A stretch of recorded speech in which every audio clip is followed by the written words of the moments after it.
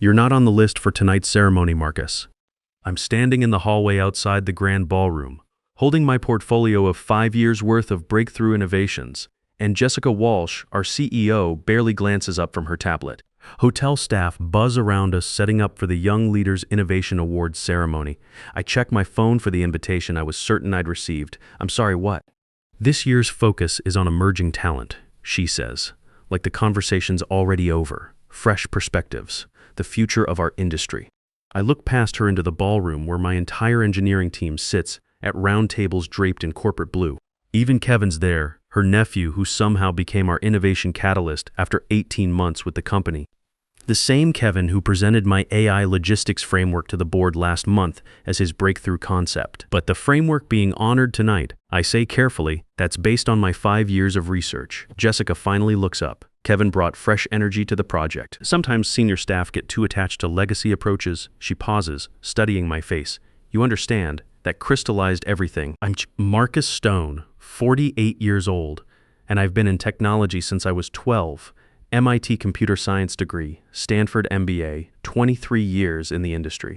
I'm the guy who sees patterns in chaos and builds systems that actually work. But I just got dismissed as legacy. I see, I said, opening my laptop right there in the hallway. Check your email. As notification chimes started echoing through the ballroom moments later, I closed my laptop and walked away, leaving behind increasingly frantic voices. Before I tell you what happened next, let me ask you something. Ever been in a meeting where someone half your age dismissed your expertise as outdated thinking? Where your decades of experience got treated like a liability instead of an asset? If you're over 45 and working in corporate America, you know exactly what I'm talking about. What I did next didn't just change my life, it changed an entire industry. Look, I didn't start out planning some elaborate revenge scheme. I joined TechFlow Logistics 6 years ago after spending 15 years climbing the ladder at various tech firms. The startup energy appealed to me, a chance to build something meaningful without the bureaucracy that had started choking innovation at larger corporations. My first 3 years exceeded every expectation. I architected our core logistics platform from scratch, writing the initial codebase myself during nights and weekends. Built machine learning models that predicted shipping bottlenecks with 94% accuracy, something our competitors couldn't match. Even identified critical security vulnerabilities that could have cost us our Fortune 500 clients. Each innovation was properly documented, each breakthrough carefully attributed. I followed every protocol, respected every hierarchy, played by every rule in the corporate handbook. Hell, I even mentored the junior developers who joined my team, teaching them the difference between writing code that works and writing code that scales. But here's the thing about corporate America. The rules change when you're not looking. Problems started when Jessica was brought in as CEO 2 years ago. She arrived with a mandate to modernize our culture and inject young energy into our leadership pipeline. What she really meant was anyone over 45 was suddenly dead weight. I watched colleagues with 20-year track records get quietly reassigned to lesser roles, while recent graduates got fast-tracked into positions they weren't qualified for. The first red flag came during a strategy meeting when I presented the comprehensive AI framework I'd been developing. This wasn't some theoretical concept. I'd spent 18 months building and testing every component. The system could optimize routing decisions in real time, processing thousands of variables simultaneously. We're talking about reducing costs by 45% while improving delivery times by 60%.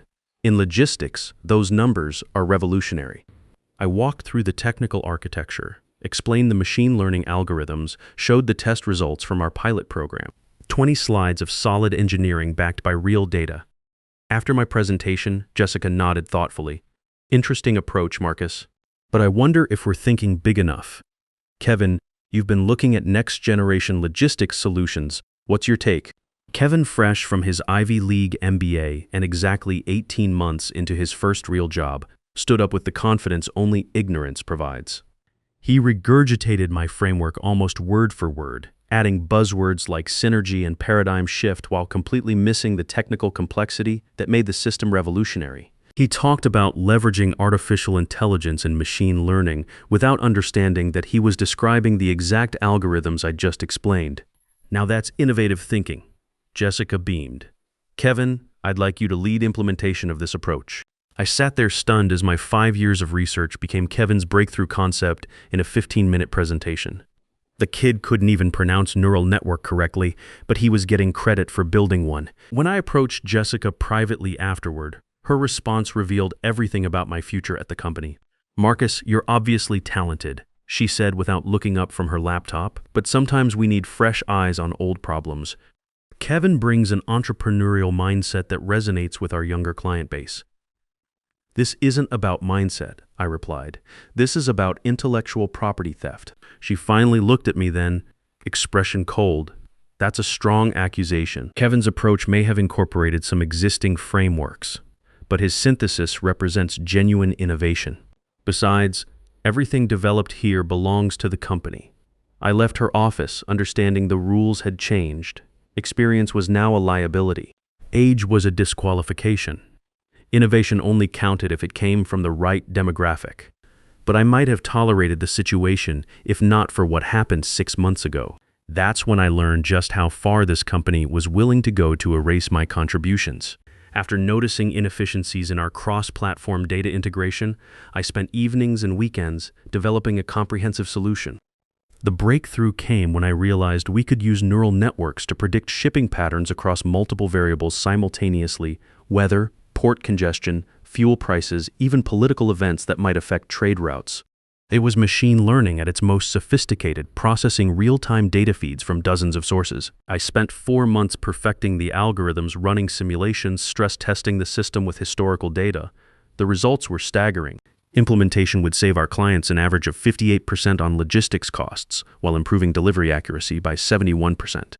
We're talking about millions in savings for each major client. I prepared a detailed presentation, complete with code samples, performance benchmarks, and projected ROI calculations. This wasn't just theory. I had working prototypes running on my home lab, processing actual shipping data. I scheduled time with the executive team for what I thought would be my moment to finally get the recognition I deserved. The morning of my presentation, Kevin intercepted me at the elevator. "Hey Marcus, quick change of plans. Jessica wants me to consolidate all the logistics initiatives into one unified pitch. Mind if I incorporate your data into my overview?" The kid looked genuinely friendly, like he was doing me a favor. Maybe he didn't even realize what he was asking for. But I was tired of being the ghostwriter for other people's success stories. Reluctantly, I handed over my presentation materials. Kevin was officially leading the logistics innovation team, despite joining it only 3 months earlier.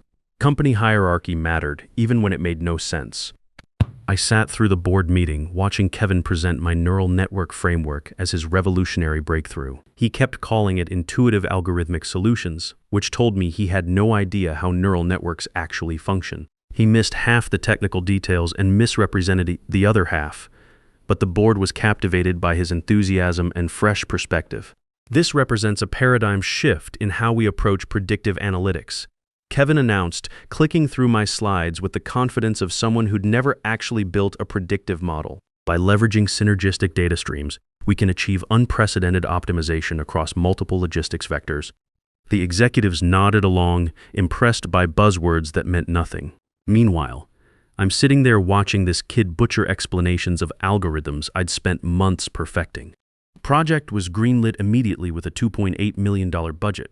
Kevin got promoted to Director of Innovation, with a corner office and a 40% salary bump. I remained Director of Technology, responsible for implementing his vision, which was really my vision, stripped of any technical understanding. That night, I sat in my home office looking at 20 years of career achievements that apparently didn't matter anymore. I had patents with my name on them, systems running in Fortune 500 companies, code that processed billions of dollars in transactions daily. But none of that counted if I couldn't play the political games that determined who got credit. That's when I made a decision that would change everything. If this company valued presentation over substance, if they preferred enthusiasm over expertise, I'd show them exactly what their choice would cost them. But I wouldn't do it through some angry resignation letter or corporate tantrum. I'd do it the way engineers solve problems, methodically, systematically, with a clear plan and measurable outcomes. I started working on something they'd never see coming. A complete next-generation platform that would make their stolen framework look like a high school science project. But this time, I did everything on my personal equipment, during my personal time, using only my personal resources. I even set up a separate internet connection to make sure there was no question about ownership. More importantly, I started reaching out to colleagues who'd experienced similar treatment. You'd be surprised how many experienced professionals were feeling the same frustration. David from Enterprise Sales had been restructured out of his role to make room for a younger account manager who spoke fluent social media, but couldn't explain the technical advantages of our platform to save his life. David had built relationships with our biggest clients over 8 years, only to watch his replacement lose 2 major accounts in his first quarter. Robert from Systems Architecture had been passed over for promotion 3 times while watching recent graduates advance past him. The kid they made senior architect couldn't design a database schema without calling Robert for advice, but somehow Robert wasn't qualified for the promotion.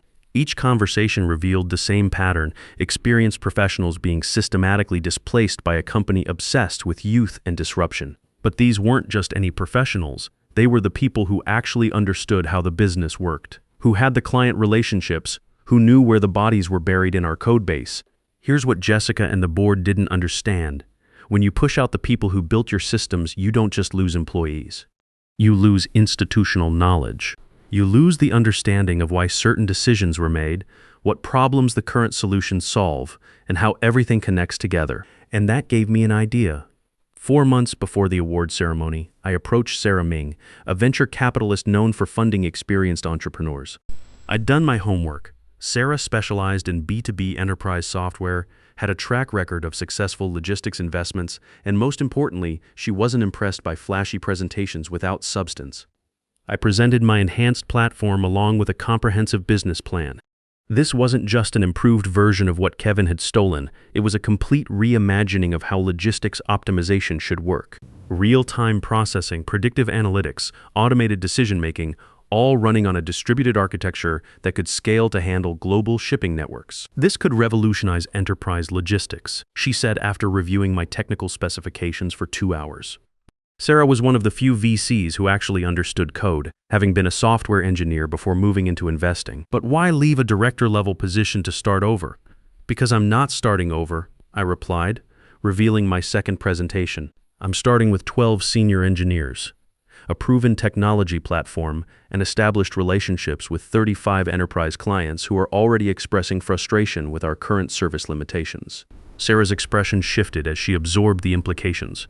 You're not just leaving, you're taking half their institutional knowledge with you. I'm taking the half they've decided they don't value, I corrected. 6 weeks later, I had my funding commitments, $15 million Series A, with Sarah leading the round and 2 other enterprise-focused VCs participating. 2 months after that, I had office space leased under a holding company name and legal agreements with my future team members. I filed preliminary patents for my enhanced platform and began discreet conversations with clients who'd expressed interest in more sophisticated logistics solutions. The beauty of having worked in this industry for 23 years is that you build relationships that transcend any single company. These clients knew my work, trusted my expertise, and were getting frustrated with the declining service quality at TechFlow. Everything was in place. I just needed the right moment to execute. The Young Leaders Innovation Award ceremony provided perfect timing. When I learned Kevin would be receiving recognition for my framework, I prepared my final move. This wasn't about spite, it was about market correction. The industry was about to learn the difference between innovation and imitation. I drafted resignation letters for myself and 12 colleagues, finalized client transition agreements, and prepared a press release announcing our new venture. Stone Dynamics. The name was deliberate, personal, direct, no corporate doublespeak, just like the company we were building. That evening, I dressed carefully in my best Navy suit, not because I expected to attend the ceremony, but because I wanted them to see me one last time as the professional they'd underestimated. I drove to the hotel with my laptop bag and a portfolio containing documentation of every stolen innovation, every missed promotion, every time my contributions had been reassigned to younger colleagues. Standing in that hallway, holding my portfolio while being dismissed as legacy thinking, 3 years of accumulated insults crystallized into perfect clarity. Jessica wasn't just excluding me from one ceremony, she was announcing that people like me had no place in the company's future. The moment she finished explaining why I wasn't worthy of a seat at the table I'd helped build, I opened my laptop and sent the email that would change everything.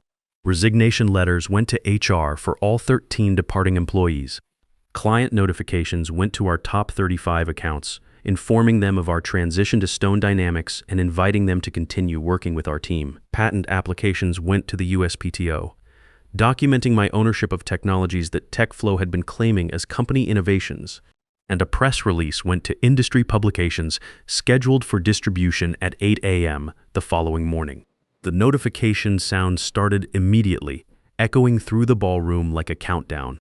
I could hear phones buzzing, tablets chiming, the sudden murmur of confused voices as people opened emails they never expected to receive. I closed my laptop and walked away, leaving behind the sound of increasingly frantic discussions.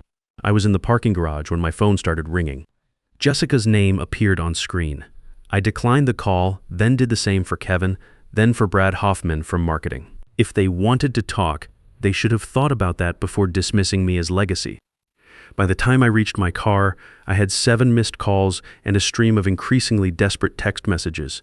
The most telling came from Kevin. "We can work this out. Don't do anything hasty."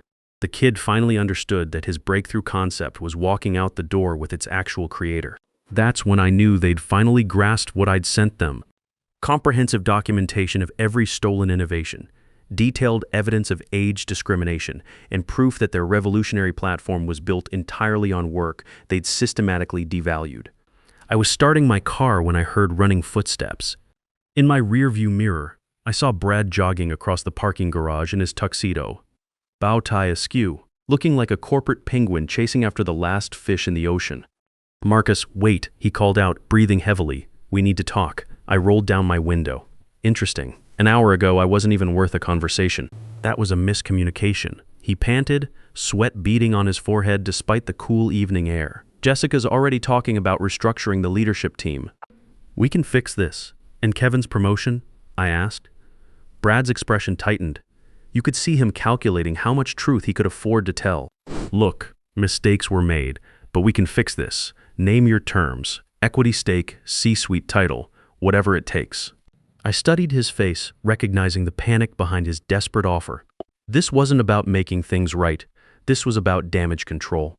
They just realized that their innovation pipeline was walking away along with most of their senior technical talent and their biggest clients. What I wanted was respect for my contributions, recognition for my expertise, a voice in strategic decisions I was qualified to make. I shifted into drive.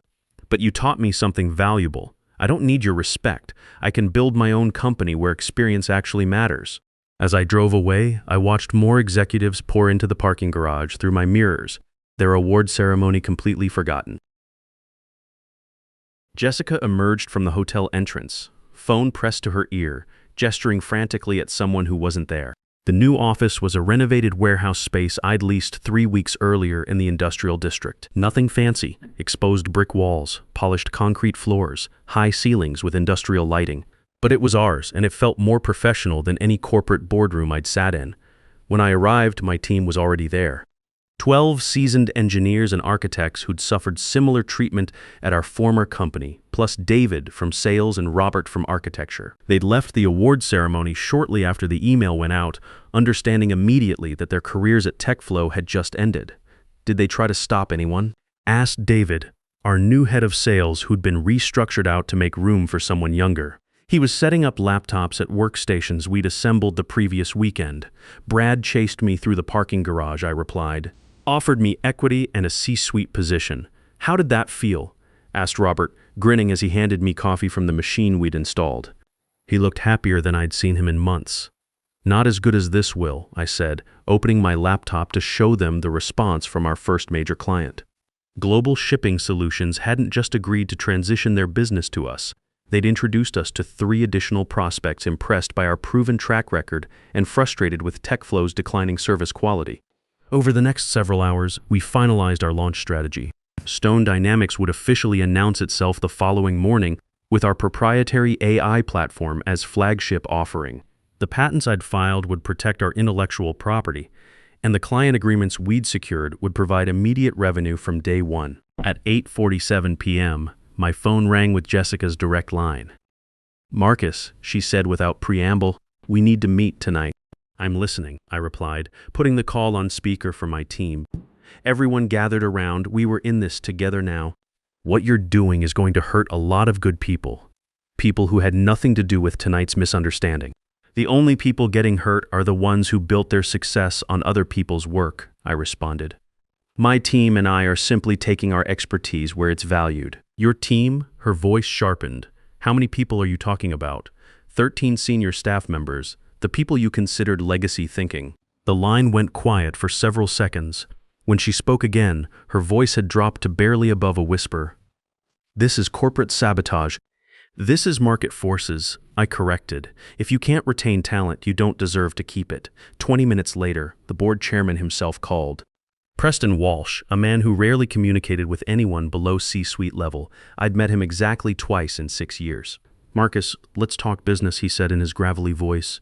What would it take to bring you back? Stock options, partnership track, we're prepared to be creative. I looked around at my team, experienced professionals who'd been discarded for being legacy. People who trusted me enough to risk their careers on this venture. David was already on his second laptop, coordinating client transitions. Robert was reviewing our technical architecture, making sure we could handle the incoming business. There are no terms, Mr. Walsh. This isn't a negotiation. It's a new beginning. The next morning, our press release hit the wire at exactly 8 a.m. By 8:30, trade publications were reporting on the emergence of a new player in enterprise logistics. By 9:15, they were reporting on TechFlow's stock price beginning to slide. The market opened with TechFlow down 8% on news of our launch. By 10 a.m., we gathered around a screen to watch Jessica give an emergency investor call. Her usual confidence had been replaced by barely controlled panic as she attempted to explain how losing 13 senior staff members wouldn't impact operations. We view this as an opportunity to accelerate our modernization initiatives, she told analysts, her voice steady but her hands shaking slightly on camera. Our younger leadership team is better positioned to drive innovation in this rapidly evolving sector. The market disagreed. The stock dropped another 7% during her 30-minute presentation, bringing the total decline to 15% by lunch.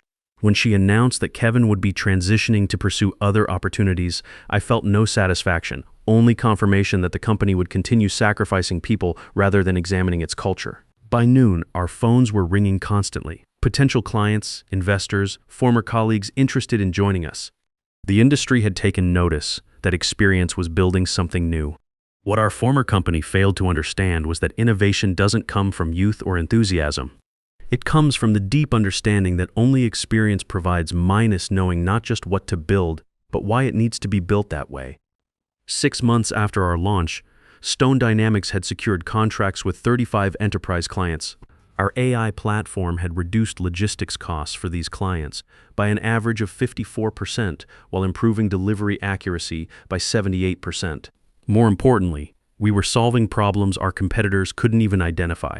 We'd grown from 13 employees to 47, carefully selecting people who brought both expertise and integrity to our company. We hired experienced professionals who'd been displaced by younger workers, giving them a place where their knowledge was valued rather than viewed as obsolescence. The real vindication came 8 months later. TechFlow announced a strategic merger with their largest competitor, corporate speak for being acquired after losing market position. The acquisition price was 40% below their valuation the day before our launch. Their stock had fallen 32% since we started Stone Dynamics. Industry analysts attributed the decline to loss of key personnel and emergence of superior competing technology. Kevin had lasted exactly 3 months as Director of Innovation before being quietly reassigned to business development. I was reviewing our year-end financial reports when my assistant mentioned Jessica was in our lobby asking to meet with me. Did she have an appointment? I asked. No, sir, but she said it concerned a business proposition. I considered turning her away, but curiosity won. I wanted to see how the woman who'd dismissed me as legacy thinking would approach someone whose company was now valued at more than her former employer. When Jessica entered my office, the transformation was remarkable. The confident executive who'd once relegated me to the hallway now looked like someone who hadn't been sleeping well. Her usual sharp business attire had been replaced by something more subdued, almost apologetic.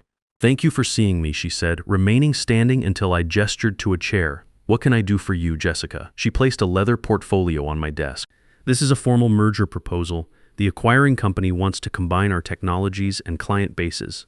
I opened the folder and glanced at the valuation.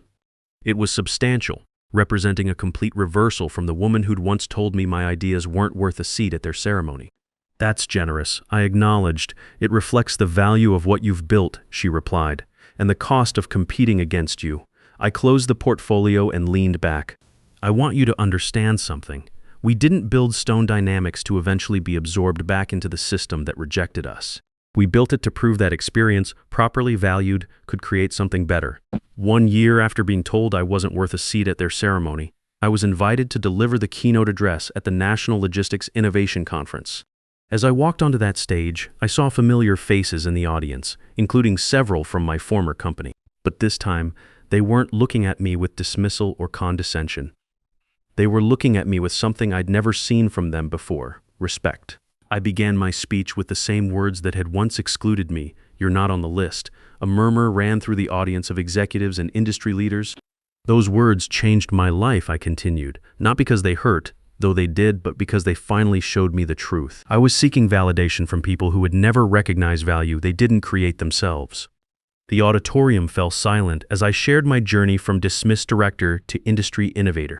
The most dangerous bias in corporate America isn't against any particular demographic, I concluded, looking out at faces of executives, many over 50 themselves. It's against proven results when they come from sources we've decided not to value. The standing ovation lasted 4 minutes. Have you ever been pushed aside because someone decided your experience was outdated thinking? Have you watched younger colleagues get credit for work you built?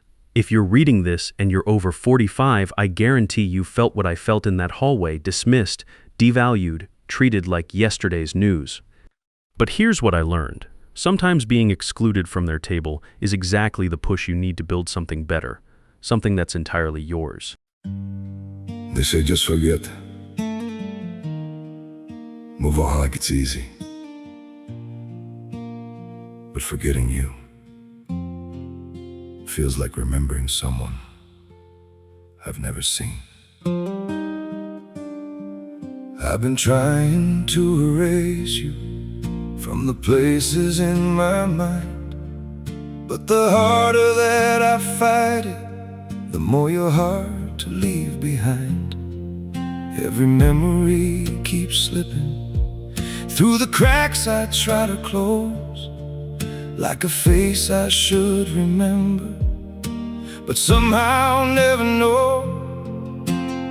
Forgetting you feels impossible, like chasing something I can't hold, like trying to remember someone that I've never even known. I keep reaching through the silence for a past I can't undo, 'cause letting go of what we had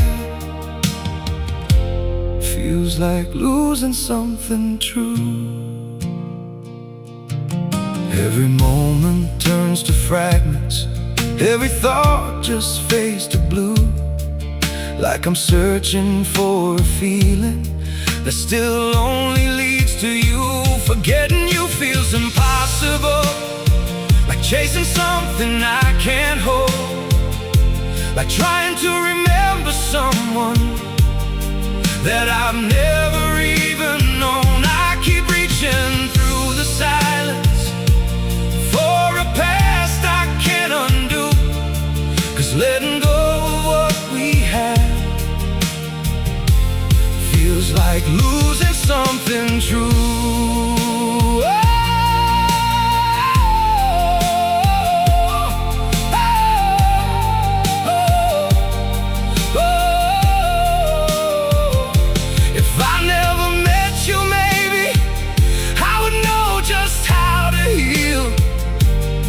But now every empty moment still reminds me what is real. Forgetting you feels impossible, like chasing something I can't hold, like trying to remember someone that I've never even known. I keep reaching through the silence for a past I can't undo, 'cause letting go of what we had feels like losing something true.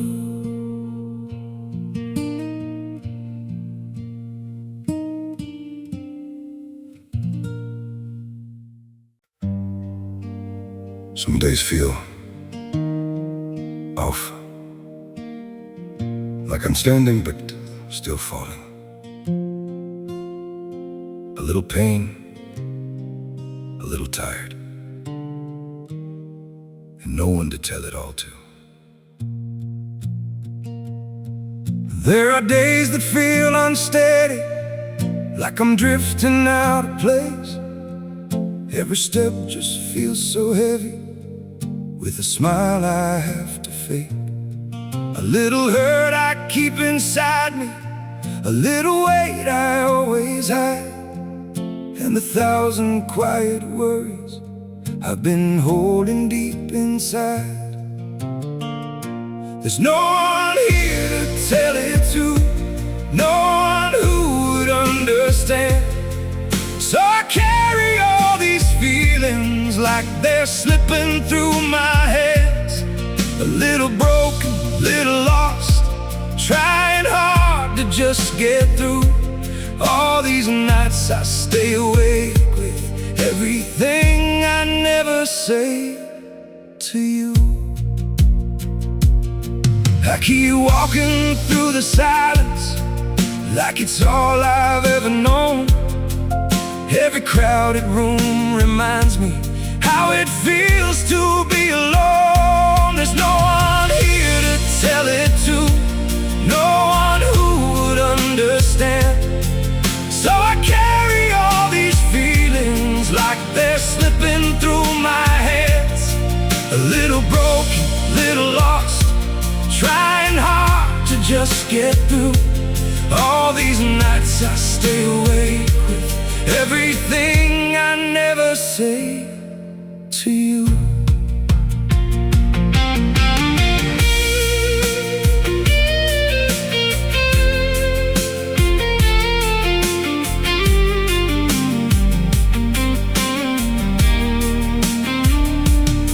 Maybe one day I'll be stronger, maybe I'll learn how to speak, but for now I keep it buried in the parts of me too weak. There's no one here to tell it to, no one who would understand. So I carry all these feelings like they're slipping through my hands. A little broken, little lost, trying hard to just get through. All these nights I stay awake with everything I never say to you.